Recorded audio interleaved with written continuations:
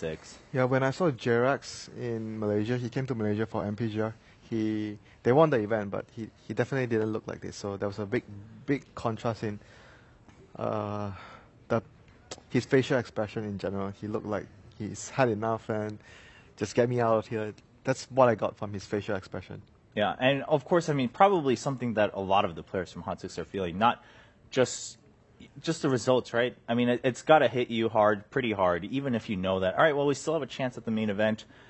Going out like this in the group stages with not many points at all is going to be a little bit demoralizing, maybe even more so because their sister team actually did surprisingly well, and they were hoping to do just as well, if not better, but not pulling out right now.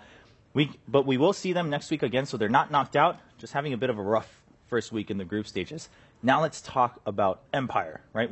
You said, all right, Axe seemed like a really good pick. Dakota, they're going in for this tiebreaker. They will play against Virtus Pro. So Virtus Pro was probably waiting super anxiously, and now they're like, no! That's what I was just going to say, is like psychologically, I wonder how these teams are going to be feeling coming into this match. Empire's got to be feeling like they're on a high. They get a couple of wins. They're like, we're staying alive here. We want to keep this upper bracket hope and, you know, clinch that spot. And for Virtus Pro, they're sitting there watching the match, and they're like, really didn't want to have to play more games. We're hoping that we would be able to secure our spot. And I'm wondering if that's going to play any sort of effect on the actual series. Right. So what I'm looking for right now is the previous matchup. Off the top of my head, I think Empire actually 2-0'd VP in this group. Okay. So I should have just asked. I don't even need to check. Perfect. Come on, man. I should have trust me. Yeah. So maybe that's also a factor going in. Like, they've already played each other before, obviously, in this group. One team 2-0'd the other. That's probably another confidence boost for Empire. Now, the question is now, you could also say Virtus Pro going into the series, they have just seen the latest picks from Empire in a do-or-die situation. So they know exactly what they will be up against, you know, more or less. So who it really favors the most, I'm not sure.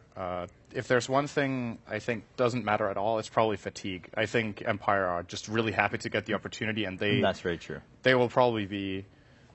They'll be hyped up for this match. It's very important. Yeah, if anything, probably the adrenaline rushing through them is going to be more helpful and overcome that fatigue for them.